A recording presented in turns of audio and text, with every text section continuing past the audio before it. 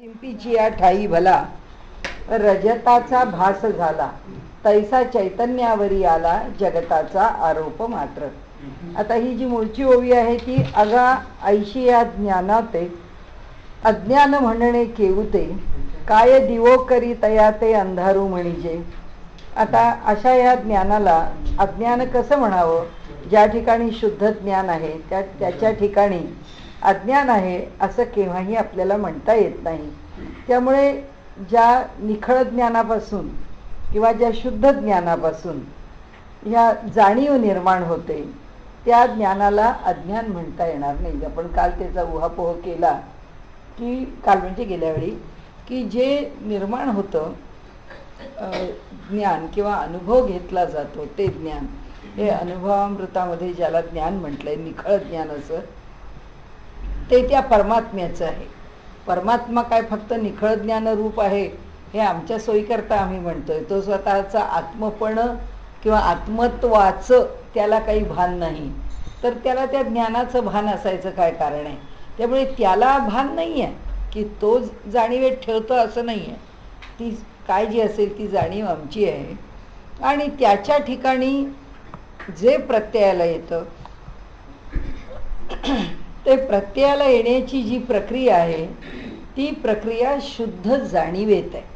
त्यांनी आत्ता जे म्हटलं ना की ज्या निखळ ज्ञानापासून जाणीवेचे होय जनन, हे ज्ञान कसं आहे? निखळ आहे, उपाधी रहित ज्ञान आहे. आता काहीतरी समजून घ्यायचंच आहे म्हणजे त्याचं काही स्वरूप आपल्याला विचारात घ्यावं लागेल. म्हणून परमात्मा ज्ञानरूप आहे असं धरून ते जे त्याचं निखळ ज्ञान स्वरूप आहे त्या जाणीवेतूनच त्या ज्ञानातूनच ती जी जाणीव आहे तीच जाणीव त्या जीवाला त्या आत्म्याचं ज्ञान करून देते. म्हणजे आत्मज्ञानी पुरुषाला आत्म्याचं ज्ञान कशापासून? तर त्या निखळ ज्ञानापासून, त्या निखळ जाणीवेपासून. तिथूनच त्याला ते ज्ञान मिळतं, दुसरीकडून मिळत नाही. आपण गेल्या वेळी बघितलं हे सगळं. शिंपी ठाई न रजत तेवी चैतन्या ठाई न जगत, म्हणून ब्रह्म सत्यं जगन मिथ्य ऐसे श्रुतीने प्रतिपादिले. आता इथून दृष्टांताला सुरुवात झाली 76व्या ओळीपासून. शिंपीची या ठाई भला रजताचा भास झाला.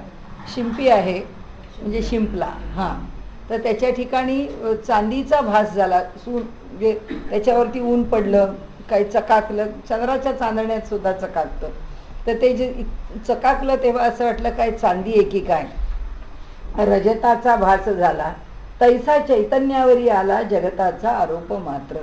तसं चैतन्य आहे, फक्त चैतन्यच, पण आम्हाला ते जगत आहे असं वाटतं. आणि म्हणून ते म्हणतात की शिंपी ठाई न रजत तेवी चैतन्या ठाई न जगत, म्हणून ब्रह्म सत्यं जगन मिथ्य ऐसे श्रुतीने प्रतिपादिलेसे. त्याप्रमाणेच म्हणाले जसा हा आरोप जगत परमात्म्याच्या ठिकाणी आहे, हा आरोप जसा आम्ही करतो चैतन्यावरती किंवा येतो, असं इथे काय होतं? शिंपी ठाई न रजत, तिथे काही चांदी नसते, त्याचप्रमाणे चैतन्याच्या ठिकाणी काही जगत नसतं. म्हणून शंकराचार्यांनी ब्रह्मसत्यं जगन मिथ्या असं म्हटलेलं आहे की ब्रह्म वस्तू ही एकच सत्य आहे आणि जगत जे आहे ते मिथ्याच आहे. मिथ्या आहे म्हणजे ते जसं आहे, जसं दिसतं आहे तसं ते नाही.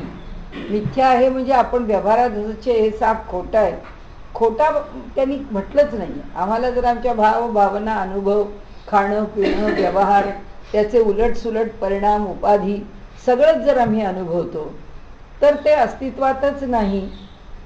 ते जसं वाटतं तसं नाही.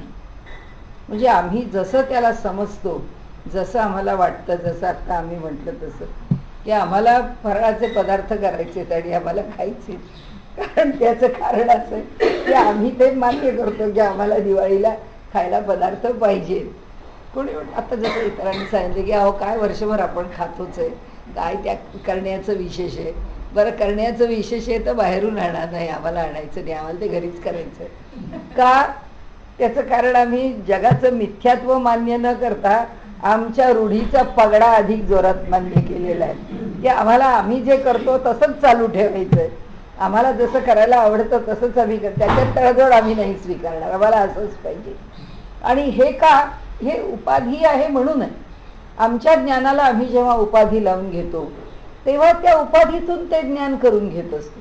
म्हणून त्या प्रत्येक जण जर तुमचं मत काही असो, आमचं मत असं आहे, आमचं मत असं आहे म्हणजे आम्हाला असं वाटतं, तुम्हाला काही वाटत असो की नसो, तो खोटा आहे का, तोही खोटा नाही. तो माणूस म्हणतो मी तुम्हाला भल्या करताच सांगतोय, हाही म्हणतो मी भल्या करताच सांगतो, ऐका माझं, माझंच बरोबर आहे. तो म्हणतो नाही, ऐका माझं, माझंच बरोबर आहे. सांगण्याचा हेतू काय की प्रत्येकालाच काहीतरी ज्ञानाची प्राप्ती होते, पण जी होते ती मिथ्यात्वानीच होते. ती मिथ्यात्वानी का होते, कारण सगळं जगतच मिथ्या आहे. जगत मिथ्या आहे म्हणजे फक्त बघतो ते मिथ्या आहे असं नाही, आमचा विचार सुद्धा मिथ्या आहे. आता आम्ही तेच बोलत होतो की ज्याला आपण निर्विकल्प असं म्हणतो किंवा विकल्प म्हणतो, आपल्या मनामध्ये विकल्प आला, व्यवहारात आपण म्हणतो की अहो कशा करता विकल्प आला तुमच्या मनात, तुमचा एवढा विश्वास नाही का अमुक एका गोष्टीवर, आपण म्हणतो नाही पण आलं खरं मनामध्ये. असा अर्थ विकल्पाचा नाही. विकल्प म्हणजे संकल्पाला पर्याय, असा अर्थ आत्तापर्यंत मनामध्ये पक्का ठसला होता. पण हरिहरानंदांनी त्यांच्या टीकेमध्ये त्याचा अर्थ फार चांगला स्पष्ट केला. ती टीका आम्ही परवा वाचत होतो तेव्हा लक्षात आलं की विकल्प, निर्विकल्प, निर्विचार या प्रत्येकामध्ये भिन्नता आहे. ते समाधीमध्ये सुद्धा निर्विकल्प समाधी आणि निर्विचार समाधी यात फरक काय, निर्विचार समाधी आणि निर्विकल्पामध्ये काय फरक, तर त्यांनी सांगितलं की विचार हे स्फुरण आहे आणि निर्विकल्प ही वृत्ती आहे. ती वृत्ती निर्माण होते, तर ती जी विकल्पाने निर्माण झालेली जी वृत्ती आहे हे विचाराचं स्फुरण आहे. त्या ठिकाणी काहीतरी स्फुरलं आणि म्हणून ती निर्विचार समाधी, आधी सविचार सवितर्क समाधी आहे, म्हणून ती निर्वितर्क निर्विचार समाधी आहे. पण आता मांडण्याचा विषय म्हणजे आला त्याच्यापासून इथे कशा करता, तर हा जो विकल्प आहे तो विकल्प आमच्या मनामध्ये किंवा आम्हाला जे जग जसं दिसतं ते विकल्पानीच दिसतं. मला दिसतं तसं ते आपल्याला दिसत नाही, आपल्याला दिसतं तसं ते दुसऱ्याला दिसत. प्रत्येकाला जग दिसतं ते त्याच्या त्याच्या डोळ्यांनी दिसतं. तो त्याच्या पायानी चालतो आणि त्याच्या डोळ्यांनी जग पाहतो. त्याला जसं वाटतं त्या मार्गावरून तो चालतो.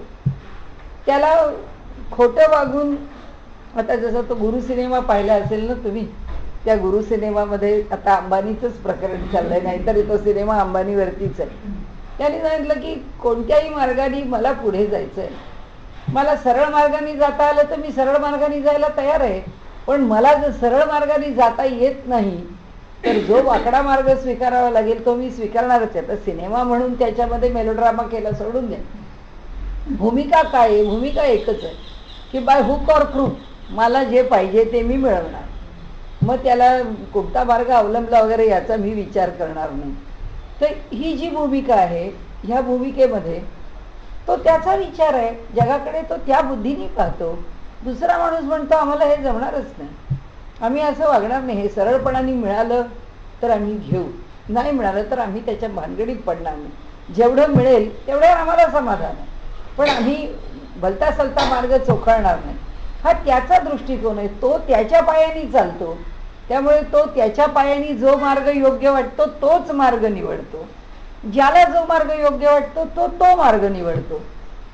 त्यामुळे आता हे रिलायन्स प्रकरण जे जोरात चाललंय तर त्याच्यावरनं मनात आलं की या ठिकाणी त्यांनी जो विकल्प म्हटला आहे, जगात प्रत्येक जणच विकल्पाने पाहतो. प्रत्येक जण कोणत्याही गोष्टीकडे पाहताना ही त्याची भूमिका आहे. कारण आम्हाला निर्विकल्प ही स्थिती किंवा विकल्परहित ह्या निर्विचार ही स्थिती, या दोन्ही स्थिती येत नाही. त्याच्या काही फार आपल्याला आत्ता खोलात, कारण आपला तो विषय नाही आहे. पण परवा त्याचा अर्थ कळल्यानंतर माझीच त्या विकल्प शब्दाकडे पाहण्याची दृष्टी बदलली. कारण तोपर्यंत कधी निर्विकल्प शब्दाबद्दल असं वाटलं नव्हतं मला. ज्या तऱ्हेने निर्विकल्प शब्दाचा अर्थ लावत होतो तो तिथला अर्थ बघितला, व्यासभाष्यातलं त्यांनी केलेलं स्पष्टीकरण पटण्यासारखंच आहे, म्हणजे तो काही प्रश्न नाही, त्यांनी त्या आधाराने स्पष्टीकरण केलंय. पण नाही समजला तो अर्थ, तो त्यांच्यामुळे समजला. म्हणजे त्यांनी त्याला जास्त हे केलं, प्रकाशात आणलं. म्हणून इथे ब्रह्म एकटं एक सत्य आहे आणि जग मिथ्या आहे.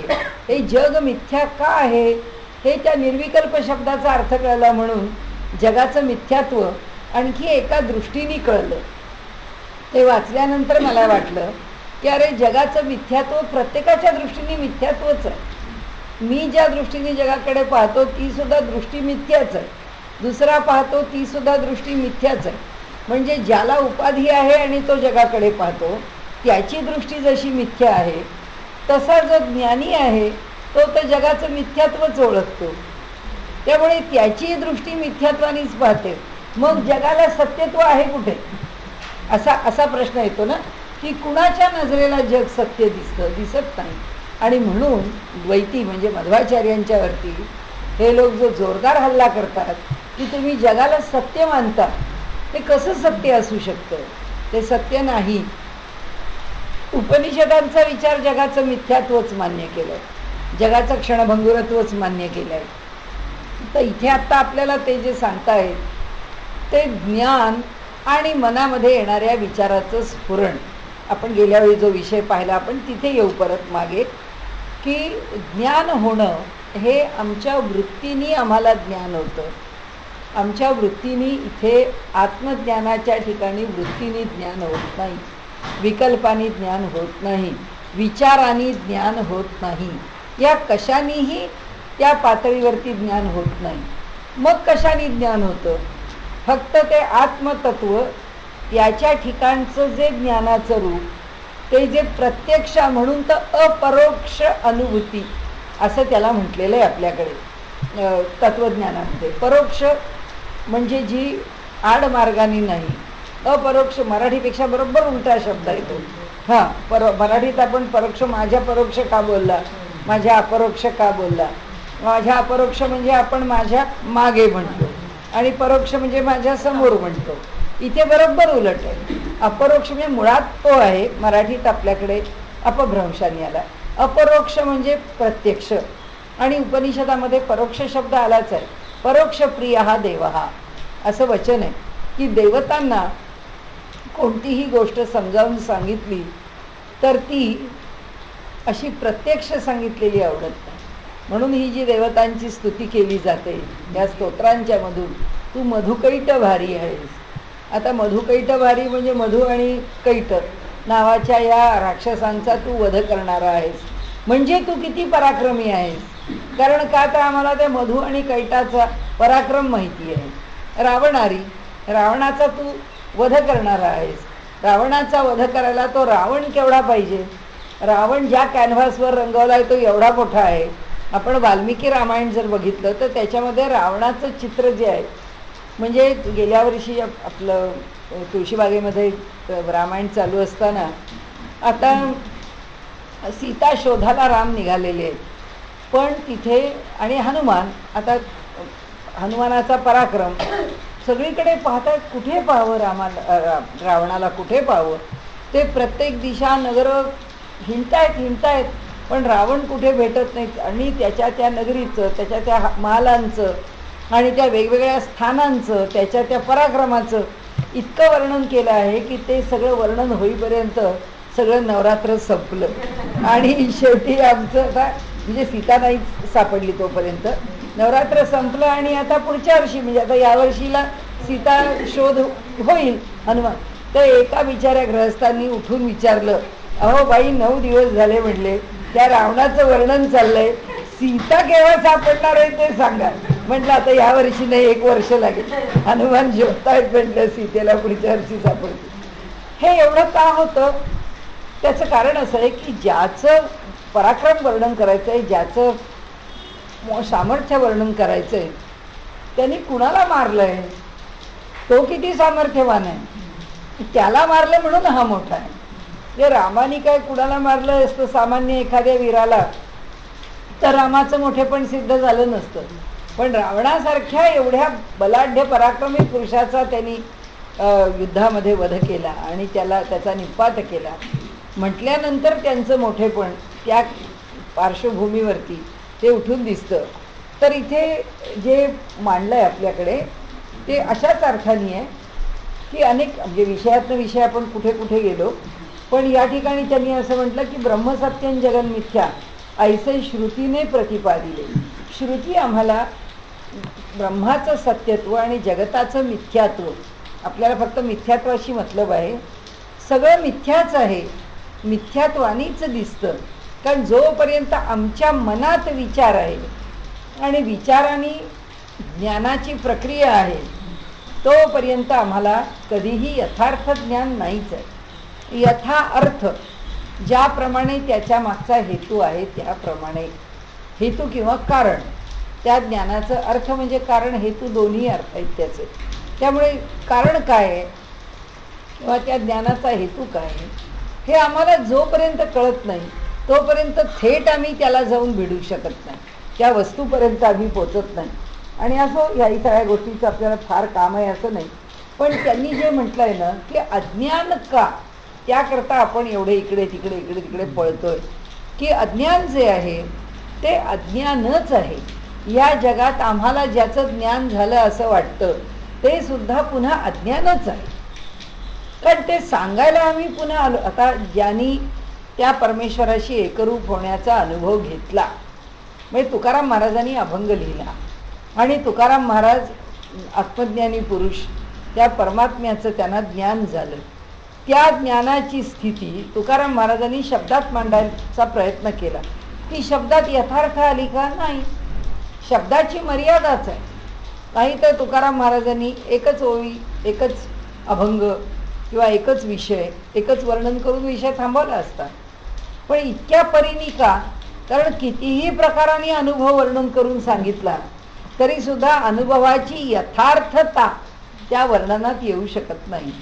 आणि म्हणून परोपरीने आपण गेल्या वेळी म्हटलं तसं शाखाचंद्र न्यायाने आपल्याला तो अनुभव समजून घ्यावा लागतो की हे असं म्हटलं आहे म्हणजे हाही अनुभव आहे. मग हा अनुभव आहे म्हणजे हा योग मार्गातला आहे का?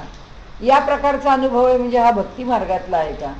या प्रकारचा अनुभव आहे म्हणजे ज्ञानमार्गातला आहे का?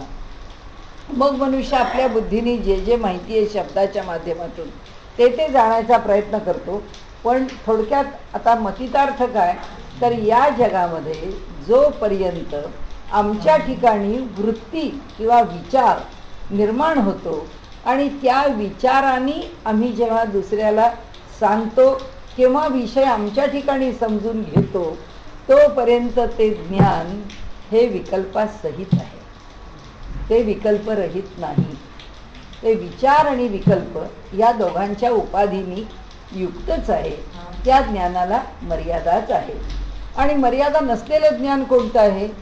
जेव्हा हे चैतन्य त्या चैतन्याच्या बरोबर एकरूप होतं आणि ते एकरूप झालेलं असताना काहीतरी अनुभव घेत राहत. अनुभव चालूच आहे, त्या ठिकाणी अनुभव ते घेतच आहे. जो काही तो अनुभव घेत आहे तो अनुभवतो आहे. अनुभवून त्याच्या बाहेर, म्हणजे आमच्या गाढ झोपेसारखं नाही आहे. गाढ झोपेत आम्हाला त्याचा अनुभव नाही आहे. बाहेर आल्यावर अनुभवाचे आम्ही सांगतो की झोप अगदी गाढ लागली, खूप ताजंतवानं वाटलं. पण गाढ लागली म्हणजे काय झालं काय माहिती. आत्तापर्यंत जो दृष्टांत आहे तो सारखा जो निद्रेचा दिला आहे की जो झोपला आहे त्याला तरी कुठे माहिती आहे निद्रा म्हणजे काय. कारण तो निद्रिस्तच आहे. पण ही निद्रा आहे असं जेव्हा सांगेल तेव्हा तो निद्रेत नाही आहे, तेव्हा तो जागृतीत आहे. ही निद्रा हो, मी झोपलो होतो, मी झोपलो आहे हा वर्तमान काळ कधी असूच शकत नाही. मी झोपलेलो आहे हे जेव्हा आम्ही सांगायला लागतो तेव्हा आम्ही नक्कीच झोपलेले नसतो, आम्ही जागृतीतच असतो. आणि त्यामुळे ही जी स्थिती आहे ती सुषुप्तीची जी स्थिती आहे, गाढ झोपेची जी स्थिती आहे, त्यावेळची स्थिती अज्ञानाची आहे. त्याच्या बाहेर आल्यावर ज्ञान आहे, पण समाधी किंवा आत्मज्ञानाच्या स्थितीमध्ये अज्ञान नाही आहे. तेव्हा त्या चैतन्याचा तो अनुभव घेत असतो. आणि तो अनुभव कोणत्या, सगळ्यात समजायला फक्त अवघड एवढंच आहे, म्हणजे सांगणारा मोठा सांगत असा तरी त्याला खूप कळलंय असं काही नाही. कारण तो अनुभव घेतल्याशिवाय कळणारच. आपल्याला कळेलच कसं की त्यावेळी त्याला ज्ञान होतं. ज्ञान होतं म्हटल्यानंतर बुद्धीने होतं नाही होत, मनाने होतं नाही होत, शरीराने होतं नाही होत, अहंकाराने जसं कर्तृत्व भोक्तृत्व जाणवतं नाही होत, स्मरणाने होतं त्या क्षणी तर नाही होत. मग स्मरणाने केव्हा होतं? जेव्हा त्याच्या बाहेर येतो तेव्हा. बाहेर येतो तेव्हा पुन्हा ते स्मरण वर येतं. म्हणजे काय होतं? म्हणजे पुन्हा विचार आला, विकल्प आला. विकल्प का आला? कारण त्याला जमतील त्या शब्दात तो लिहिणार. आपण म्हणतो हा अभंग आहे ना, हा ज्ञानेश्वरांचा असला पाहिजे, हा आहे ना, हा तुकाराम महाराजांचा असतो. का? कारण ते संत सगळे संत दिसती वेगळे आले, परी ते स्वरूपी मिळाले. स्वरूपाच्या ठिकाणी मिळालेले असले तरी प्रकृतीच्या पातळीवर प्रकृती भेद आहे. ज्ञानदेवांची ओवी वेगळी आहे, नाथांची ओवी वेगळी आहे, प्रत्येक संतांची ओवी वेगळी आहे. तुकारामांचा अभंग वेगळा आहे, नामदेवांचा अभंग वेगळा आहे. का? कारण प्रकृतीच्या पातळीवर प्रकृती भेद आहेच. तो भेद आपल्याला स्वीकारावाच लागेल. आणि म्हणून प्रकृतीच्या पातळीवर आल्यानंतर ना ते निर्विचार आहे आणि ना ते निर्विकल्प आहे. आणि म्हणून हे जे ज्ञान आहे, आगमाचं ज्ञान सुद्धा उगाच नाही. गीताकारांनी सांगितलं त्रैगुण्य विषया वेदा निस्त्रैगुण्यो भवार्जुन. वेद हा त्रिगुणांच्या मध्ये आहे आणि त्यामुळे त्याच्या पलीकडे तुला जायचंय. वेद कितीही आम्ही मानत असलो तरी वेदाला शब्दाचीच मर्यादा आहे आणि शब्द मर्यादेनेच युक्त आहे. त्यामुळे वेदातल्या ज्ञानाला सुद्धा मर्यादाच आहे. आता इथे ते चाललंय की ते आपल्याला वेगवेगळ्या परीने अज्ञान म्हणजे काय आहे हे समजावून सांगताय. की अज्ञान ही कक्षाच आम्हाला ओलांडून जाता येत नाही, कारण आम्ही अखंड अज्ञानाच्या कक्षेतच असणार आहे. आम्ही कायमच असणार आहे. जेव्हा आम्ही ओलांडू तेव्हा आम्ही आत्मज्ञानीच झालेले असू. जेव्हा आत्मज्ञानी होईल तेव्हाच फक्त आम्ही अज्ञानाची कक्षा ओलांडलेली असेल. म्हणून ते आता इथे म्हणतात असो चैतन्याचे प्रकार वेदांत शास्त्री चार मानिले असती साचार प्रमाता प्रमाण प्रमेय प्रमिती. आता म्हणाले प्रमाता प्रमाण प्रमेय आणि प्रमिती. आता व्यापक चैतन्याचा चांग अंतःकरणाते व्याप्त भाग तोच हा प्रमाता भाग म्हणती बुद्धी. त्याची व्याख्या केली आहे त्यांनी वेदांत शास्त्रामधली. आता म्हणाले प्रमाता कोणाला म्हणायचं? आता व्यापक चैतन्याचा चांग अंतःकरणाने व्याप्त भाग. चैतन्याचा जो भाग अंतःकरणाने व्याप्त झालेला आहे तो प्रमाता.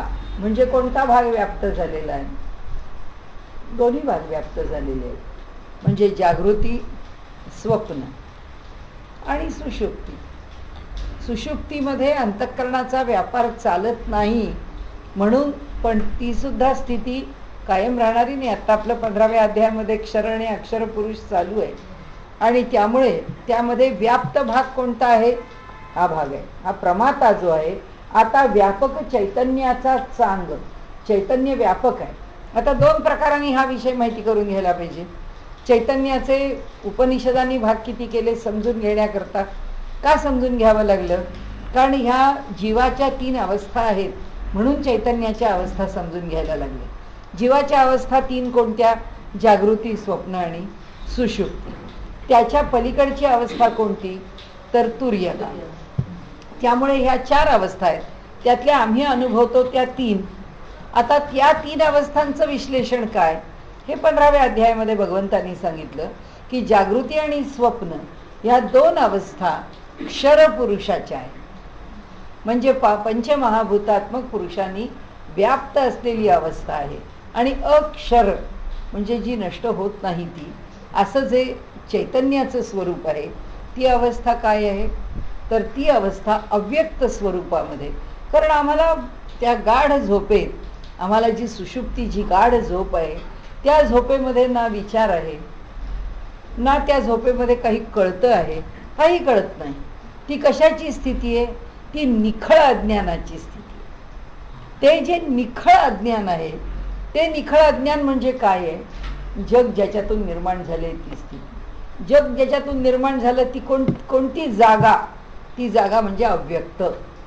आणि म्हणून त्यांनी सांगितलं की हा जो अक्षर पुरुष आहे हा कुठे राहतो?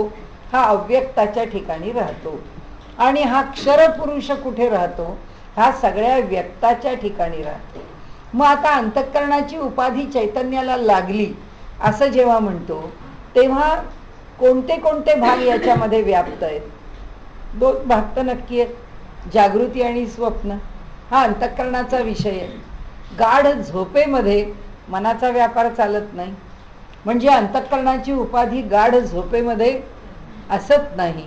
म्हणून गाढ झोप ह्याला अंतःकरणाची उपाधी लागलेली नाही. म्हणजे अंतःकरणाची उपाधी लागलेला जो काही जाणणारा तो कोण आहे? तो प्रमाता. तो प्रमाता कोणत्या कोणत्या अवस्था जाणतो? जागृती आणि स्वप्न, या 2च अवस्था तो जाणतो. त्याला सुषुप्ती ही अवस्था जाणता येत नाही. त्याला ती अवस्था जाणता आली असती तर त्यावेळी कुठला तरी विचार उत्पन्न झाला असता, अंतःकरणाचा कोणत्या तरी भागाचा कार्यभाग होत राहिला असता. फक्त तो आनंद भूक आहे. त्याचं वर्णन करताना तो जो प्राज्ञ आत्मा आहे, त्या आत्म्याचं वर्णन जे केलेलं आहे, तो आनंदाचा उपभोग घेतो असं त्या आत्म्याचं वर्णन केलेलं आहे. पण तो त्यांनी काय म्हटलेलं आहे, जरी त्याचा उपभोग घेतो असं म्हटलं तरी सुद्धा त्यांनी त्याचं वर्णन करताना तो कसा आहे? तो आनंदमयच आहे. तो आनंदाचंच स्वरूप आहे. तो जागृती आणि स्वप्न ह्याच्यामध्ये असणारं स्थूल आणि सूक्ष्म अशा ह्या आमच्या इंद्रियांच्या द्वारा उपभोग घेतो का? नाही म्हणाले. तो स्थूलाच्या पातळीवर उपभोग घेत नाही, तो सूक्ष्माच्या पातळीवर उपभोग घेत नाही. तो फक्त प्राज्ञाच्या पातळीवर उपभोग घेतो, जाणीवेच्या पातळीवर उपभोग घेतो. पण ती जी जाणीव आहे ती जाणीव आमच्या उपाधीतली जाणीव नाहीये म्हणतात ते. ती जी जाणीव आहे ती निर्विचार निर्वितर्क पातळीवरची आहे. मग हा प्रमाता कोण झाला? त्याची व्याख्या इथे. प्रमाता जो आहे आता व्यापक चैतन्याचा चांग. चैतन्य व्यापक आहे. कोणाचं चैतन्य व्यापक आहे? आमच्या ठिकाणी जे आहे ते सुद्धा. का अशी व्याख्या केली? कारण जीव ब्रह्मैव ना परहा. जीव ब्रह्मापेक्षा वेगळा नाही. मग ब्रह्म जर व्यापक आहे तर जीव व्यापक नाही का? हो आहे. म्हणून ते म्हणाले आता जीव कसा आहे? व्यापक आहे. पण त्या व्यापकतेला मर्यादेत कोणी आणला? ओवी खूप छान घेतली आहे त्यांनी तत्वज्ञानाच्या दृष्टीने. त्याला मर्यादेत कोणी आणला? अंतःकरणाने आपली उपाधी लावली म्हणून आणला. ती कशी लावली? आता व्यापक चैतन्याचा चांग अंतःकरणाने व्याप्त भाग. अंतःकरणाने त्याला व्यापलंय. उपाधी आली म्हणजे काय? चैतन्याला तिने व्यापलं. आता जिनी व्यापलं आहे तोच हा प्रमाता भाग म्हणती बुद्धी. विद्वान किंवा ज्ञानी किंवा पंडित कशाला प्रमाता म्हणतात?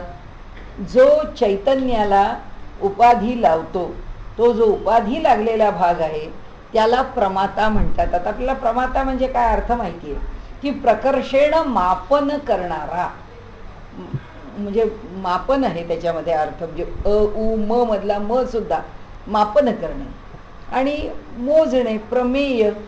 तिथे सुद्धा मोजायचं आहे आम्हाला काहीतरी. हा मोजणारा आहे. मोजणारा कोण आहे? तो अंतःकरणाचा भाग आहे. तो अंतःकरणाचा भाग म्हणजे कोण आहे? आमची जागृती. पुढे पुढे आलो आम्ही. आता काही नुसताच तो जीव काही त्याचा अंतःकरणाच्या उपाधीने व्याप्त असलेला काही लगेच मोजू नाही शकतो. त्याला काहीतरी साधन पाहिजे ना. म्हणून तो देहात आहे. म्हणून हा देह जागृतीत मापन करतो. आपण अखंड मापनच करत असतो. मापनाशिवाय ह्या जगात दुसरा विषयच नाही. मोजत राहणे. मोजण्याच्या पद्धती वेगळ्या आहेत. आपण म्हटलं तसं की आता 9 तारखेचं प्रवचन घ्यायचं की नाही, मापन सुरू झालं. मग 3 प्रवचनं बुडतील का? 2 बुडतील. मग 3 का बुडवायची? मग आपल्याला पुष्कळ खंडित होईल. त्याच्यापेक्षा आधी 1 घेऊ. झालं. तर्काला सुद्धा आधार काय आहे? कोणत्या ना कोणत्या तरी प्रकारच्या मापनाचाच आधार आहे. तर तो हा प्रमाता आहे. तो अंतःकरण अवच्छिन्न प्रमाता, नेत्रादी इंद्रिय द्वारा तत्वता, घटादी विषयापर्यंत जाता, तो होय प्रमाण. आता तो कसा आहे? अंतःकरणवच्छिन्न म्हणजे अवच्छिन्न प्रमाता, नेत्रादी इंद्रिय द्वारा तत्वता. आता हा जो प्रमाता, हा जो जीव आहे यांनी व्याप्त असलेला, तो कुठे जातो? त्या नेत्रादी इंद्रियांच्या द्वारा तत्वतः घटादी विषयापर्यंत जातो. घटात तिथे जाऊन तो पोचतो. पण ज्ञान कसं होईल? आणि आपल्याला व्यवहारातच कळतं की आता आपण इथे बसलेलो आहोत, इथे सगळेजण बसलेले आहेत, पण आता आपण जर इथेच पाहत असू तर दृष्टीला हे दिसत नाही का? दिसतं, पण तिथे मन एकाग्र केलेलं नाही आहे.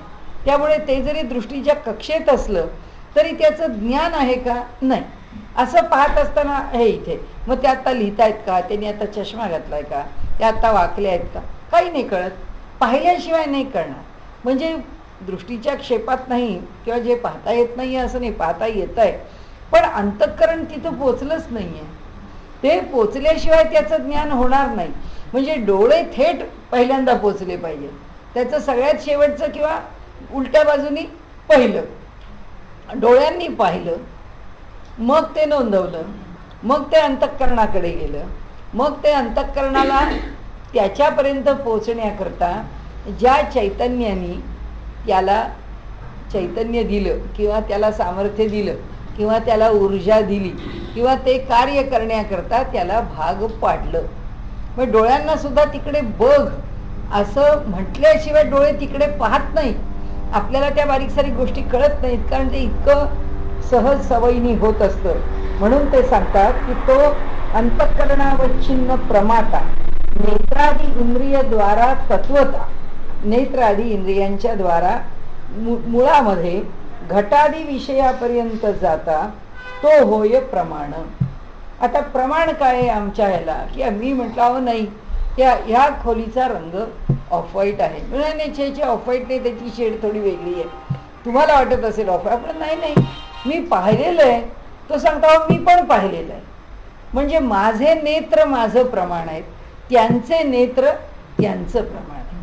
म्हणून नेत्र हे प्रमाण आहे किंवा हे असं आहे, ही वस्तू अशी आहे, मग मी इंद्रिय प्रमाण आहे. आणि घटादी विषया ठाई जे चैतन्य ते प्रमेय पाही, प्रमेय प्रमाता एक जई होय तै ते प्रमिती पहा. आता आणि घटादी विषया ठाई जे चैतन्य ते प्रमेय पाही, म्हणजे जे मोजायला घेतलेलं आहे त्याच्याकडे जेव्हा ते चैतन्य पाहतं, जे चैतन्य ते प्रमेय पाही, ज्याला मोजायचं आहे तिथपर्यंत जेव्हा चैतन्य पोचतं, जेव्हा प्रमेय जे मोजायचं आहे ते आणि प्रमाता जो मोजणारा आहे तो, हे दोन जेव्हा एक होतात तेव्हा जो परिणाम घडतो त्याला प्रमिती असं म्हणतात. जे पाहिलं जातं ते. आता आपण बोललो तसं की इथे दृष्टीच्या क्षेपात सगळंच आहे, पण अमुक एक वस्तू आत्ता पाहायची आहे असं म्हटलं किंवा अमुक एका व्यक्तीकडे आत्ता पाहायचं आहे असं म्हटलं, तर तो अंतःकरणाने व्याप्त असलेला परमात्म्याचा जो भाग आहे किंवा चैतन्याचा जो भाग आहे तो पोचला पाहिजे. भले आपण पाहतोय व्यक्तीकडे, पण आपलं मनच नाही त्याच्यामध्ये, अंतःकरणच नाही त्याच्याशी जोडलेलं, तर नाही चालणार. कारण त्या अंतःकरणाचा जर त्याच्याशी एकरूपता झाली तरच ती वस्तू दिसणार आहे, तरच ती वस्तू कळणार आहे. म्हणजे त्या वस्तूकडे पाहत राहून आपण म्हणतो काय कुठे बघताय, कुठे तंद्री लागली आहे. म्हणजे मनुष्य बघत असतो, दृष्टी पोचली आहे पण अंतःकरण पोचलेलं नाही. म्हणजे तो प्रमाता पोचलेला नाही, जो मोजणार आहे तो प्रमाता आणि प्रमेय हे दोघेही जेव्हा एकत्र येतात तेव्हाच त्या वस्तूचा परिणाम किंवा त्या वस्तूचं निरीक्षण, काय परीक्षण, काय विचार, काही म्हणा, ते जे काही आहे ते त्यावेळी होतं प्रमिती. मिती म्हणजे मोजणं, त्यावेळी मोजलं जाणं होतं. आता हे तत्वज्ञानाचा भाग जरा. एवंच प्रमाता प्रमाण चैतन्य प्रमेय प्रमिती ही चैतन्य ऐसे चैतन्य वाचून काहीच नाही.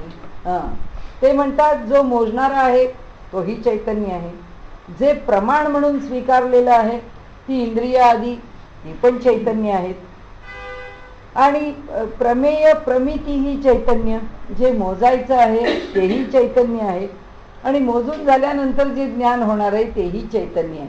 म्हणजे ह्याचं मूळ काय, आपल्याला सिद्धांत काय घेतला, एका ब्रह्माशिवाय या जगामध्ये दुसरं काही नाही. काहीही जे निर्माण होतं ते त्या चैतन्याशिवाय निर्माणच होऊ शकत नाही. आमचं मोजमाप झालं तरी मोजमाप व्हायला ती बुद्धी शाबूत राहायला पाहिजे. ती बुद्धी कार्य करण्याकरता शाबूत राहायला तिच्या मागे चैतन्यच असलं पाहिजे, त्याशिवाय ती बुद्धी कार्य करू शकत नाही. तसंच समोरची वस्तू दिसायला डोळे म्हणजे चैतन्यच कार्यकारी पाहिजे. डोळेच जर बघू शकत नाही तर ते काय करू शकणार? नाही काही करू शकणार. आणि म्हणून ते म्हणतात हे सगळे प्रमाता, प्रमेय, प्रमाण, प्रमिती सगळे काही एक चैतन्यच आहे. आता इथे काहीच नाही. ज्ञानस्वरूप परमात्मा तत्वता, तोच प्रमेय, प्रमाण, प्रमाता, प्रमिती हे भेद व्यवहाराकरिता साच झाले. म्हणजे तत्वज्ञान समजून घेताना ज्या दिशेने विचार करावा लागतो त्या या दिशा आहेत. नाही तर कसं होतं की आपण एक गोष्ट डोक्यामध्ये घेतली म्हणजे स्विच ऑन आणि स्विच ऑफ केव्हा आणि कुठे करायचं हे सारखं आपल्याला तत्वज्ञानात लक्षात घ्यायला लागतं. की अहो आता ते तुम्ही प्रमाण सांगितलं, आता तुम्ही तो प्रमाता सांगितला, मग त्याची व्याख्या ही सांगितली, मग त्यांनी काय केलं, मग ह्यांनी काय केलं. ते म्हणाले अहो तोही काही करत नाही ना हाही काही करत नाही, तो सगळं मिळून एक चैतन्यच आहे, एकच चैतन्य आहे. पण मग तुम्ही एवढे भाग का केले आणि एवढे भाग करून आम्हाला काय सांगितलं? काय सांगितलं याचं कारण असं की प्रत्येक प्रक्रिया जर आम्हाला समजावून घ्यायची आहे तर ती समजावून घेण्याला आम्हाला काहीतरी पद्धत पाहिजे ना. ती समजावून घेण्याकरता आम्हाला त्याचं विश्लेषण करावं लागतं. आणि हा विषय आपल्या ईशावास्य उपनिषदामध्ये आधीच सांगून ठेवलेला आहे. अविद्याम मृत्युम तीर्त्वा विद्याम अमृतम अश्नुते. की अविद्या जी आहे, अविद्या म्हणजे त्या विषयाचं थेट सखोल ज्ञान जरी नाही झालं तरी तो विषय माहिती पाहिजे. आपण म्हणतो ते मला एवढं काय बारकावा कळत नाही, पण त्यांनी सांगितलं आहे त्याप्रमाणे अमुक अमुक करतो. जसं आता लॅबमध्ये आपण केमिस्ट्रीच्या लॅबमध्ये सुद्धा प्रयोग करतो, फिजिक्सच्या लॅबमध्ये पॅरालॅक्स रिमूव्ह करतो. आपल्याला तत्व माहिती आहे पॅरालॅक्स रिमूव्ह करण्याचं, पण त्या तिथे जो लॅब असिस्टंट आहे तो जितक्या झटकन पॅरालॅक्स रिमूव्ह करतो आपल्याला सगळा तास गेला तरी पॅरालॅक्स रिमूव्ह करता येत. कारण का? कारण असं की तत्वतः समजून काय उपयोग? प्रत्यक्ष कर्माने ते करता आलं पाहिजे ना. कारण ते हाताने जोपर्यंत घडत नाही तोपर्यंत त्याचा काही उपयोग नाही. तसंच त्याला हाताने भराभर करून ठेवता येतं, पण हे कशा करता चाललंय हे त्याला कुठे कळतं. त्यामुळे त्यालाही ज्ञान नाही म्हणून तो अर्धाच आहे आणि आपल्यालाही फक्त ज्ञान आहे आणि ते कर्म नाही म्हणून आपणही अर्धेच आहोत. म्हणून त्यांनी तिथे म्हणून ठेवलेलं आहे की इथे जसं त्यांनी आता म्हटलंय ना की हे सगळं एकच आहे. आणि म्हणून अलीकडे पेपर तपासण्यामध्ये सुद्धा एक सिस्टीम आली होती, म्हणजे आमच्या वेळी होती, आता मला माहीत नाही आत्ता अलीकडे काय, पण आमच्या वेळी पूर्वी नव्हती, पण आमच्या वेळी पुढच्या वर्षी आली. ती म्हणजे अशी की paper valued as a whole बघावा की ह्या संबंध पेपरमध्ये ह्या माणसाने काय लिहिलं आहे, याचा काय टाईप आहे, त्याचे 5 प्रश्न अटेम्प्ट झाले की नाही, मग त्या प्रत्येक प्रश्नाला इतके मार्क द्यायचे. असं ते म्हणाले काही कारण नाही आहे, कारण एवढे मोठे मोठे प्रश्न आहेत की एका प्रश्नाचं उत्तर जर त्यांनी 15-20 पानं जर दिलं तर त्याचा पेपरच संपून जाईल त्याच्यामध्ये. पण त्या विषयाची त्याला किती जाण आली आहे याच्यावर तुम्ही समजून घ्या. हे व्यवहारातलं झालं. इथे तत्वज्ञानात ते असं म्हणतात की तो प्रमेय काय करतो, तो प्रमाण काय करतो, तो प्रमाता काय करतो आणि मग प्रमिती हा अल्टिमेट रिझल्ट काय आहे हे तुम्ही वेगळं वेगळं बघू नका. आणि म्हणून त्यांनी सांगितलं की जो फक्त रिझल्ट ओरिएंटेड काम करत राहतो व्यवहारामध्ये कर्मानी की हे केलं की हे मिळतं, हे केलं की हे मिळतं, तोही अर्धाच आहे. आणि जो नुसता वाचीवीर आहे, ज्याला फक्त कळतं आणि जो फक्त ज्ञानाने सांगू शकतो, तो सुद्धा अर्धाच आहे म्हटलंय. तो ज्ञानाने सांगतो म्हणून तो खूप हुशार आहे आणि तो परिपूर्ण आहे असं म्हटलेलं नाही. आणि म्हणून ते इथे आपल्याला सांगतात ते असं की ज्ञानरूप परमात्मा तत्वता, तोच प्रमेय, प्रमाण, प्रमाता, प्रमिती सगळं काही तोच आहे. म्हणून उपनिषदांनी अनेक प्रकारांनी हा विषय मांडला. आता आपण जसा ईशावास्यामध्ये म्हटला की त्यांनी तिथे मांडलाय तो ज्ञान आणि कर्माच्या बाजूने मांडलाय. म्हणजे कसं की तुम्हाला विषय समजून घ्यायला सिंथेसिस आणि ॲनालिसिस दोन्ही करावं लागतं. पहिल्यांदा ॲनालिसिस करा, त्याचं पूर्ण वेगळं वेगळं वेगळं विघटन करा आणि शेवटी त्याचा एकत्रित समन्वयाने विचार करा. जसे डॉक्टर आहेत, एक ऑपरेशन करायचं आहे तर सर्जन जसा सगळे पदर आधी उलगडत उलगडत उलगडत जातो, ज्याचं ऑपरेशन करायचं आहे त्या भागापर्यंत तो थेट जाऊन पोचतो. आता तिथे गेल्यानंतर तो काहीतरी उलगडे करत बसत नाही. आता त्याचं जे शेवटचं त्याला जो काही त्याच्यावरती उपचार म्हणून जे करणं आहे, सर्जरी म्हणून ते काढून टाकायचं असेल, शिवायचं असेल, त्याला आणखीन काही स्टेन घाला, काय जे करायचं असेल ते, तर त्याची जी प्रोसिजर आहे ती प्रोसिजर तेवढी केल्यानंतर आता काय हे सगळं आपलं पाहून झालंय म्हणून तो काही ते उघडं टाकून बाहेर जात नाही, ते पुन्हा त्याला जोडत जावं लागतं. ते सिंथेसिस आहे. म्हणजे सगळ्या विषयांच्या मध्ये अभ्यास करताना त्याचे लहान लहान लहान लहान युनिट्स आपल्याला करायलाच पाहिजे की त्या पातळीपर्यंत आपण जाऊ शकतो की नाही. म्हणून मगाशी मी आपल्याला म्हटलं तसं की एक विचार शब्द, एक विकल्प शब्द, त्याच्यावर किती लोकांनी किती प्रकारांनी तत्वज्ञानामध्ये मांडलं.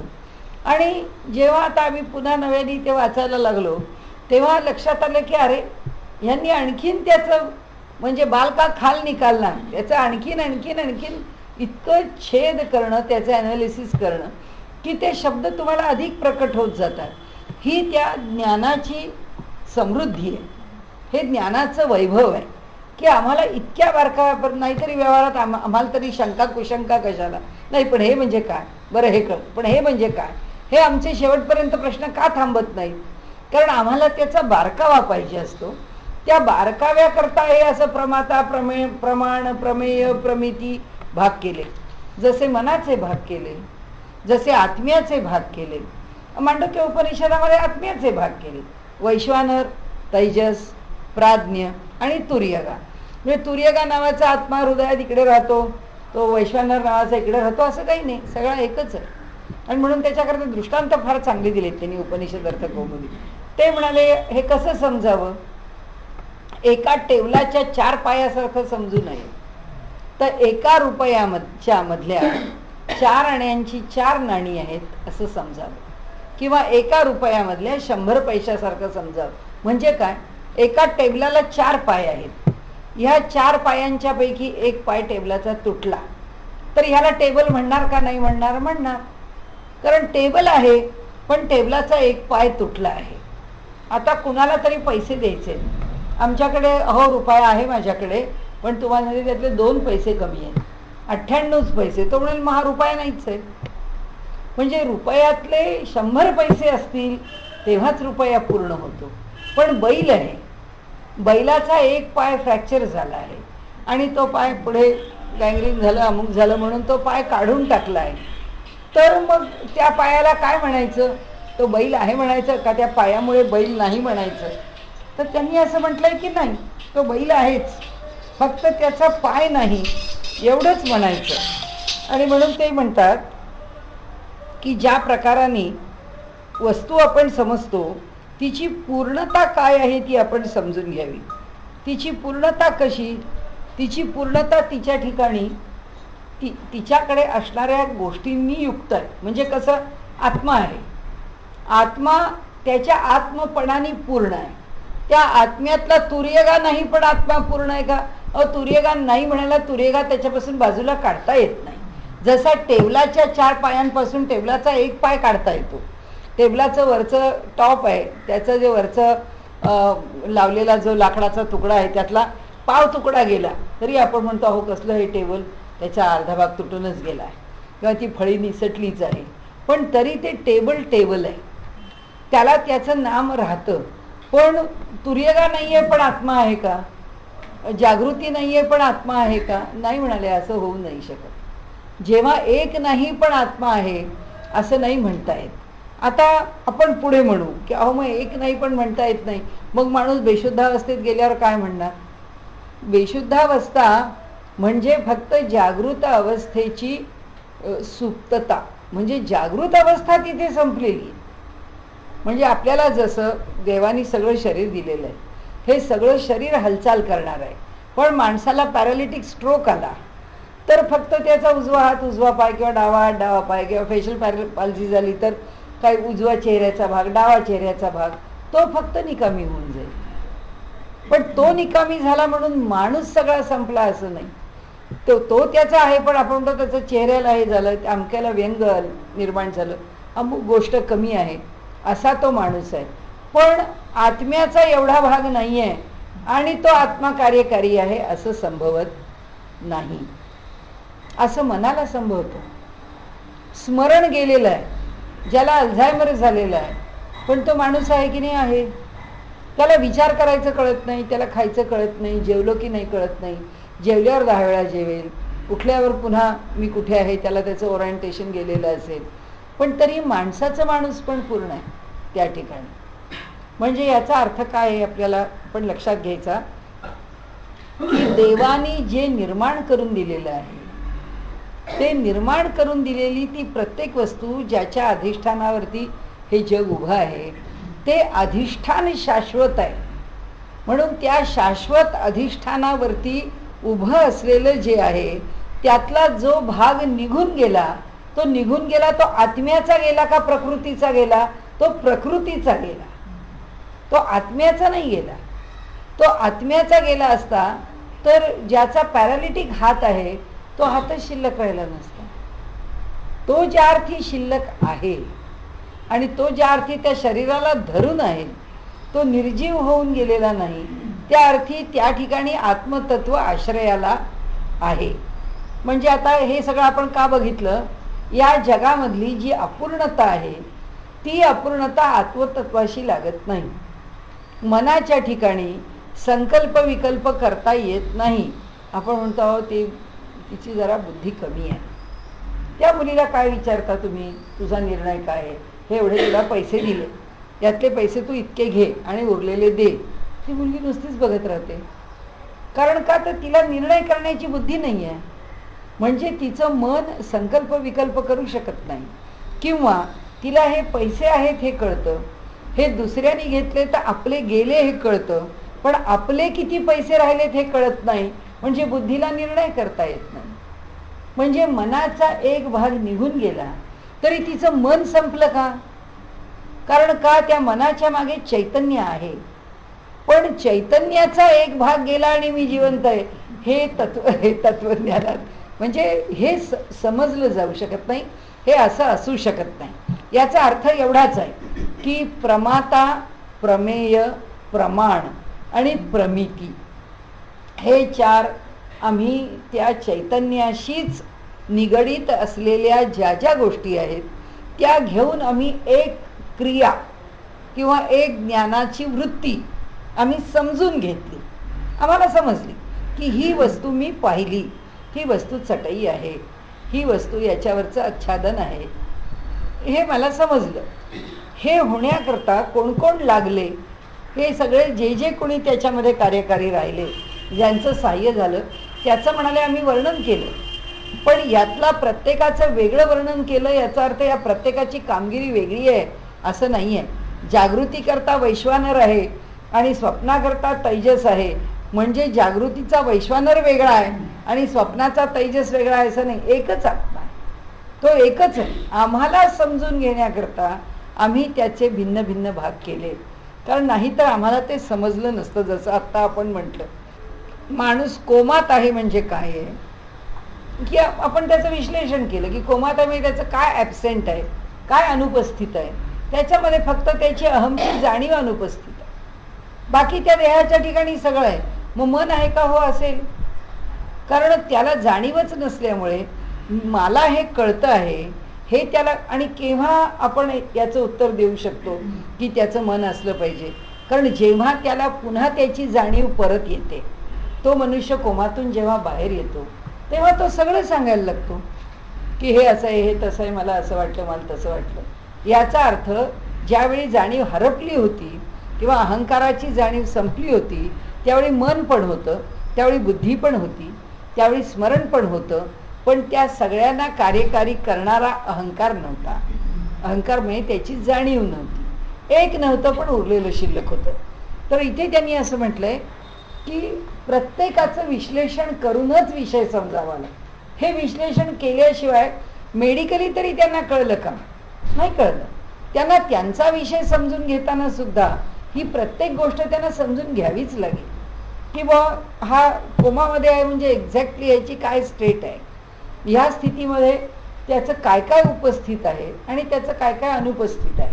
म्हणजे असो. पण आता इथे त्यांनी जे म्हटलंय की पहा तेजाचे तेजपण, हे समजा प्रमाता पूर्ण, तेजनिधी सविता प्रमाण, प्रमेय लंबरूपे किरणेती. आता एक दृष्टांत दिला. काय दिला? की ज्ञान स्वरूप परमात्मा तत्वता, तोच प्रमेय प्रमाण प्रमाता प्रमिती, हे भेद व्यवहाराकरिता. म्हणजे खरं तर तो परमात्मा जो आहे तो ज्ञानरूप आहे. आता त्या ज्ञानाची प्रक्रिया कशी किंवा त्याची, ज्याला आपण ज्ञान होण्याची स्थिती कशी किंवा त्याच्या पायऱ्या काय, ह्या समजून घेण्याकरता आम्ही हे 4 भाग केले. आता ते सांगतात साच झाले म्हणून ते व्यवहाराकरता जास्त योग्य झाले. साच झाले म्हणजे खरे झाले, योग्य झाले. पहा तेजाचे तेजपण, तेज आहे. त्या तेजाचं तेजपण काय आहे? हे तेजस्वी आहे. हा हिरा चांगला आहे. आता का चांगला आहे? कारण त्याच्या ठिकाणी तेज आहे. पण त्याच्या ठिकाणी तेज आहे हे कळलं कसं? त्याच्याकरता ते दृष्टांत देत आहेत. पहा तेजाचे तेजपण, हे समजा प्रमाता पूर्ण. आता हे काय समजा? तेजाचं तेजपण हा प्रमाता आहे, म्हणजे हा मोजणारा आहे. तेजनिधी सविता प्रमाण, कशाचं आम्ही तेजाशी तुलना करणार? सविता प्रमाण आहे. त्याचं प्रमाण कोण आहे? तर सूर्य आहे. प्रमेय ज्यानी मोजायचं आहे ते लंबरूपे किरणेती. किरण किती लांबवर फाकतात, किरणच त्याच्या बाहेर नाही पडली तर आपण म्हणतो हा कुठला हिरा, अमेरिकन डायमंड आहे. कारण ह्याच्या आतून बाहेर ते येतच नाहीये. बाहेरच्या उजेडामध्ये गारगोटी, काच सगळेच चमकतात, तसंच ते चमकत आहे. ते हिऱ्यासारखं चमकत नाहीये. म्हणून ते म्हणतात पहा तेजाचे तेजपण, हे समजा प्रमाता पूर्ण म्हणजे मोजणारा. तेजनिधी सविता प्रमाण. आता त्याच्याकरता प्रमाण काय? तर तेजाचा साठा असलेला सूर्य. प्रमेय जी मोजणारी आहे ती लंबरूपे किरणेती, किरणद्वारा प्रसरण जे होय तेजाचे जाण, ते प्रमिती लक्षण साच समजा. म्हणजे ती प्रमिती म्हणजे आम्हाला अंदाज आला की हे किती लांबपर्यंत पोचत आहे, या किरणांची ताकद किती लांबपर्यंत जाण्याची ताकद आहे, त्याच्यावरती मोजमाप आहे. आणि म्हणून ते म्हणतात पुढे की किरण हे झालं म्हणजे तेज तरी तेज, सूर्य तोही तेज, किरणे तेही तेज, तेज प्रसरण तेजची. काही वेगळं नाहीये म्हणाले की आम्ही एकदा कुणाला प्रमाता म्हटलं, कुणाला प्रमेय म्हटलं आणि कुणाला प्रमिती म्हटलं, फक्त नावं वेगळी वेगळी घेतली. पण एक तेजच हेच खरं, वास्तव हेच आहे. म्हणजे तेज तरी तेज, सूर्य तोही तेज, किरणे तेही तेज, तेज प्रसरण तेजची. एवंच ज्ञानरूप आत्म्याची, म्हणजे तेज तरी तेज म्हणजे जो मोजणारा आहे तो सुद्धा तेजच आहे असं त्यांना म्हणायचंय. की म्हणजे तेज तरी तेज, म्हणजे ज्याला तेज म्हटलेलं आहे ते सुद्धा तेजच आहे. एवंच ज्ञानरूप आत्म्याची व्याप्ती सर्वत्र आहे साची, तेथे व्यवहार बीजभूत अज्ञानाची कल्पना करणे चुकीचे. म्हणून ते म्हणतात की तो ज्ञानरूप आत्मा आहे तो सर्वदूर ज्ञानरूपानीच पसरून राहिलेला आहे. आता व्यवहारामध्ये जे बीजभूत, बीज आता कशाला म्हटलं, आमचं परवा झालंय 15व्या अध्यायामध्ये, ती बीजावस्था व्यक्त आहे. त्या ठिकाणी मौलींनी जास्त स्पष्टीकरण करून सांगितले की त्या अव्यक्त स्थितीमध्ये सगळं बीजभावाला येतं. म्हणजे आता हे समजा ह्या ब्रह्मांडाचा, विश्वब्रह्मांडाचा प्रलय व्हायचा आहे, तर प्रलयाच्या वेळी ह्या सगळ्या देवदेवता, हे सगळे आपले जीव, समजा आता हे होईपर्यंत, म्हणजे जोपर्यंत प्रलय होत नाही ह्या ब्रह्मांडाचा, तोपर्यंत सुद्धा आम्ही जर असेच जन्ममरणाच्या चक्रातून फिरत राहिलो. आता प्रलयाचा काळ आला, आता जन्ममरण कुठे घेणार? कारण आता घ्यायला ही पृथ्वी नाही. म्हणजे आम्हाला कुठे त्या जन्ममरणाच्या चक्रात फिरायचं आहे, त्याचं सगळं स्थानच आता लयाला जाणार आहे. मग हे लयाला कुठे जातं? त्या अव्यक्तामध्ये बीजभावाला जाऊन राहतं. त्याकरता ज्ञानेश्वरांनी दृष्टांत दिला की अहो झाड आहे, आता पसरलेला वृक्ष दिसतोय, पण त्या झाडावरती आता फळ आलंय. आता ते फळ कसं झालंय? अगदी पिकलंय. आता पिकलेलं जे फळ आहे ते आम्ही एक तर खाऊ तरी, ते म्हणजे कोणत्याही स्थितीत त्या फळाचं आता पिकले पण आम्ही नाही खाल्लं तर ते खराब होऊन नासून ते नष्ट होऊन जाईल. मग राहील काय त्याच्यातून? फक्त बिया, त्याचं बीज राहील. म्हणजे हे कसं आहे, त्या झाडाचं अव्यक्त रूप आहे ते बीज. म्हणजे आता तेच पुन्हा कुंडीमध्ये लावलं की पुन्हा तेच झाड येणार. म्हणजे ही जी अव्यक्त स्थिती आता आम्हाला समजा नाही, आम्ही त्याच्यामधून या जन्ममरणाच्या चक्रातून सुटलो, आम्ही फिरत राहिलो, सगळ्या ब्रह्मांडाचा प्रलय झाला, मग आता आम्ही काय करायचं?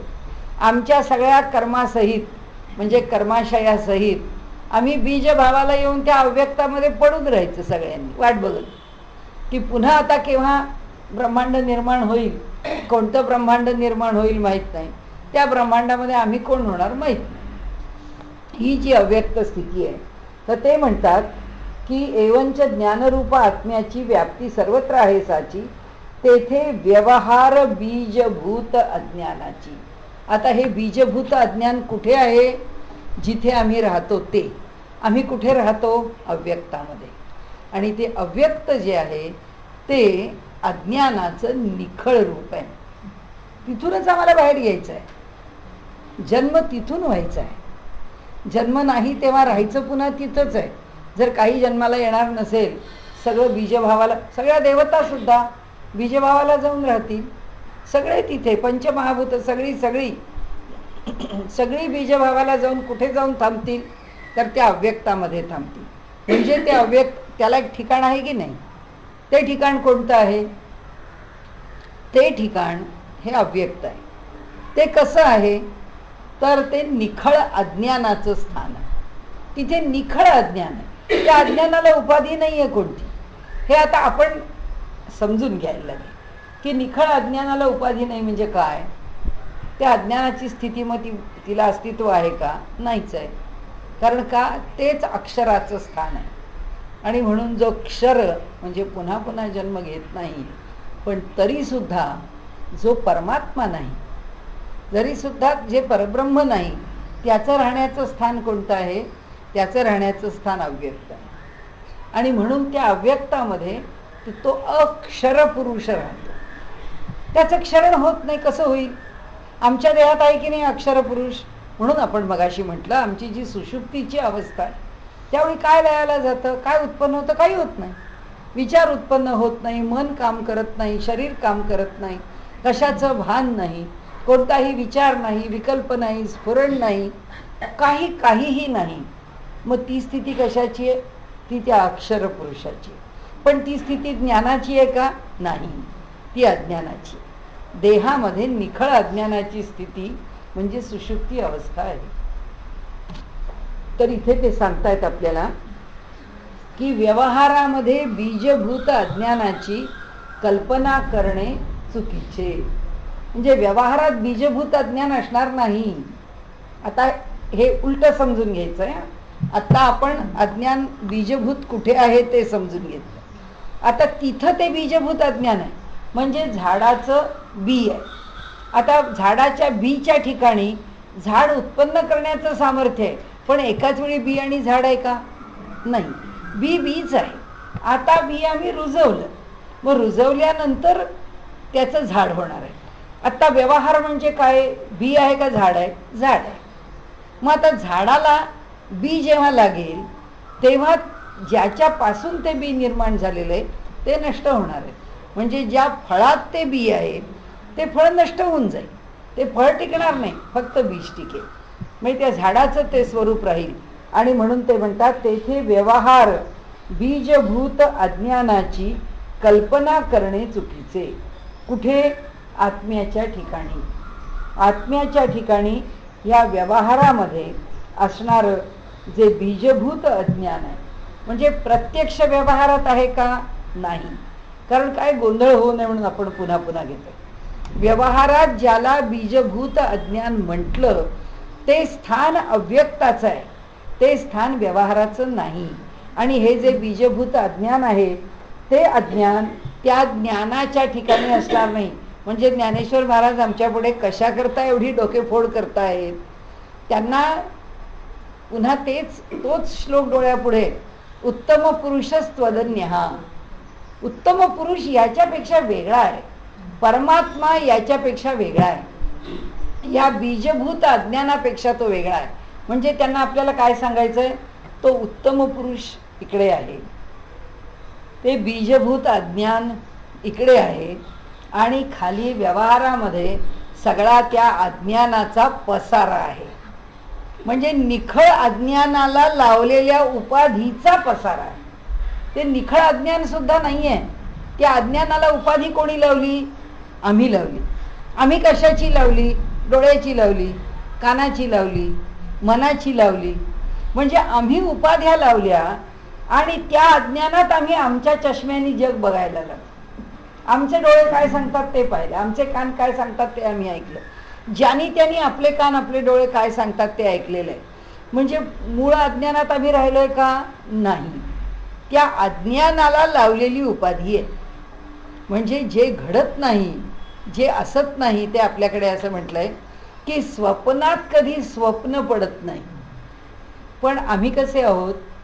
आम्ही स्वप्नातच स्वप्न पाहतो, राहतो. म्हणजे अज्ञानात अज्ञान व्यवहार करतो आहोत त्या मूलभूत अज्ञानात, निखळ अज्ञानातून आम्ही बाहेर आलो. त्या अज्ञानातून जन्माला आलो. त्याला आम्ही अविद्या म्हटलं किंवा अज्ञान म्हटलं. मूलभूत अविद्या म्हणून, मूलभूत अज्ञान म्हणून आम्ही ते स्वीकारलं. आता त्या मूलभूत अज्ञानाला आम्ही प्रत्येकाने काय लावली उपाधी? प्रत्येकाने आपल्या अंतःकरणाची उपाधी लावली, प्रत्येकाने आपल्या इंद्रियांची उपाधी लावली आणि त्या उपाधीने तो जग बघायला लागला. म्हणून अद्वैतावरती येणारा एक जो आरोप आहे ते म्हणतात, अहो सगळ्या ठिकाणी जर एक आत्मतत्व भरून राहिलेलं आहे, तर एका परमात्म्याशिवाय जर कुणाच्याही अंतरंगात दुसरं काही नाही, तर मग सगळ्यांना एका वेळी भूक लागली पाहिजे. कारण एकच आत्मतत्व आहे. सगळ्यांना एका वेळी झोप आली पाहिजे, सगळ्यांनाच एका वेळी वृद्धावस्था आली पाहिजे. काय येत नाही असा एक त्यांनी केलेला आरोप आहे. कसा येईल? कारण असं आहे, हा सगळा जो व्यवहार होतोय, हा सगळा व्यवहार जरी एका अद्वैतामध्ये असणाऱ्या एका आत्मतत्वापासून होत असला तरी आत्मतत्वाला लागलेली उपाधी ही प्रत्येकाची भिन्न आहे. कारण प्रत्येकाचं अंतःकरण भिन्न आहे. त्यामुळे प्रत्येक, आता इथे फार छान ओवी घेतली आहे त्यांनी की चैतन्याचा जेवढा भाग अंतःकरणाने व्याप्त आहे, फार मोकळं त्यांनी विधान केलेलं आहे की जेवढा भाग व्याप्त आहे तोच भाग प्रमाता आहे, तोच मोजणार आहे, दुसरा नाही. मग आम्ही आमच्याच मापाने जग मोजतो. आणि म्हणून त्यांनी इथे आपल्याला सांगितलंय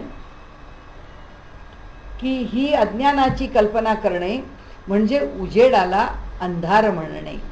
ऐसेच गणतील शहाणे निसंशय. आता ते म्हणतात ही अज्ञानाची कल्पना करणे, की ही कशाची कल्पना? हे अज्ञान त्या चैतन्याच्या ठिकाणी आहे उपस्थित, ही कल्पना. म्हणून नाही तर कशा करता गीताकारांनी आपल्याला क्षर आणि अक्षर पुरुष दिले असते? दिलेच नसते. गीताकारांनी त्याच्यात जे प्रत्येक तत्वज्ञानाच्या मांडणीचं जे सौंदर्य आहे ना, ते सौंदर्य स्पष्टीकरणातच आपल्याला कळतं की ते का आलं, तसं का आहे. आणि म्हणून त्यांनी इथे सांगितलं की ही अज्ञानाची कल्पना करणे त्या म्हणजे उजेडाला अंधार म्हणणे. म्हणजे मूळ परमात्म्याच्या ठिकाणी अज्ञान प्रसवलं असं म्हणणे म्हणजे उजेडाला अंधार म्हणण्यासारखं आहे. ऐसेच गणतील शहाणे निसंशय. म्हणजे अज्ञान आता कोणत्या टप्प्यावर आलं ते बघून आपण आजचा विषय थांबू, कारण आता आपल्याला गॅप आहे बरीच. तर आता मूळ परमात्मा आहे की ज्याच्या ठिकाणी यातलं काहीही नाही, तो अगदी निखळ आहे. त्याला कुठल्याही प्रकारचा लेप उपाधी संभवत नाही. त्याच्यानंतर लगेच काय आहे? मूळ प्रकृती आहे. ती कुणी निर्माण केली आहे? ती मूळ प्रकृती परमेश्वराच्या पासूनच त्याचं शक्तिरूप म्हणून ती निर्माण झाली. ती मूळ प्रकृती आहे. त्या मूळ प्रकृतीमधून काय प्रसवलं, काय निर्माण झालं? तर पहिल्यांदा ज्याला अव्यक्त म्हणतो, म्हणून त्याला ब्रह्मांडाच्या दृष्टीने त्याला शब्द कोणता वापरला? अव्याकृत. जे प्रत्यक्ष आकाराला आलेलं नाही ते. त्या अव्याकृतामध्ये किंवा इकडच्या बाजूनी म्हणजे वेदांताच्या बाजूनी आपण पाहत चाललो तर परमात्मा त्यांनी निर्माण केलेली प्रकृती, त्या प्रकृतीने निर्माण केलेलं अव्यक्त. प्रकृतीला अज्ञान स्पर्शलय का? नाही. मग आता ती अव्यक्ताला स्पर्श, अव्यक्तात आहे सगळं काय, तो खजिना आहे तो त्या अव्यक्तात आहे. म्हणजे सुटणार काय आहे ते, जर अज्ञान सुटलं तर अव्यक्ताच्या पातळीवरून आपण सुटणार, जाणार कुणाच्या कक्षेमध्ये, प्रकृतीच्या, मूळ प्रकृतीच्या, तिच्या मूळ निखळ प्रकृतीच्या अवस्थेत, म्हणजे निखळ शक्तीच्या अवस्थेत जाणार.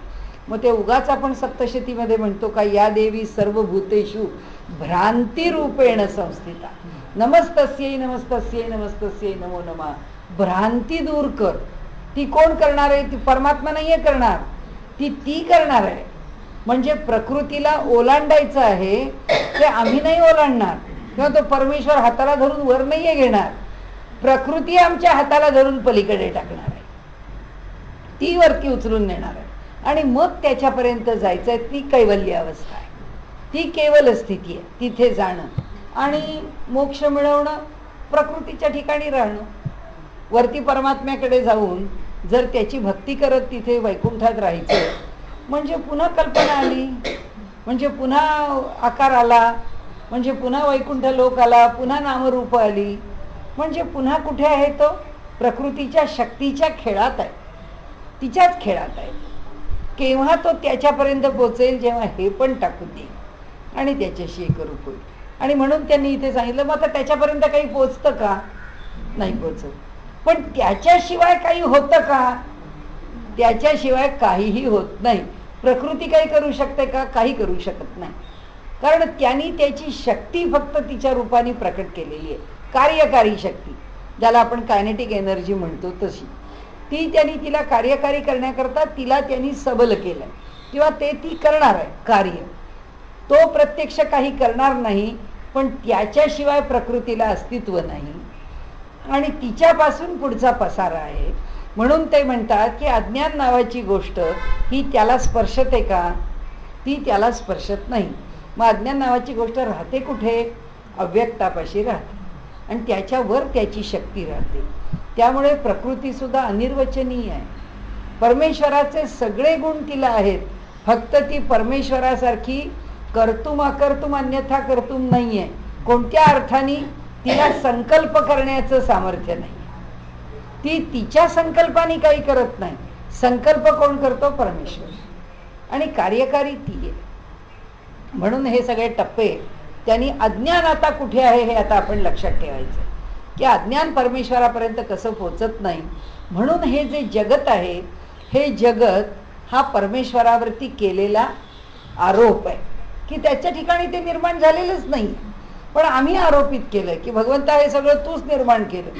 मग तू निर्माण केलं तर असं दुःखमय, असं विषम का निर्माण केलंस, हे आम्ही त्याच्यावर आरोप करतो. तो म्हणतो हे मला कुठे स्पर्शतच नाही, माझ्यापर्यंत हे पोचतच नाही, त्यामुळे ते माझ्याकडे येत नाही. आजचा विषय आपण इथे थांबवूया.